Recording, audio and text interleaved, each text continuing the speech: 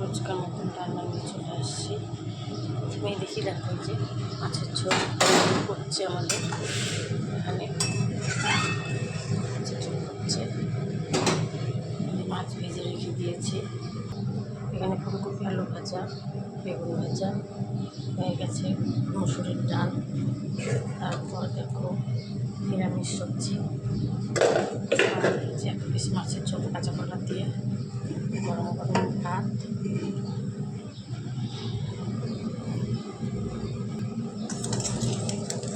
মাছগুলো আমি ঝোলে দিয়ে দিচ্ছি।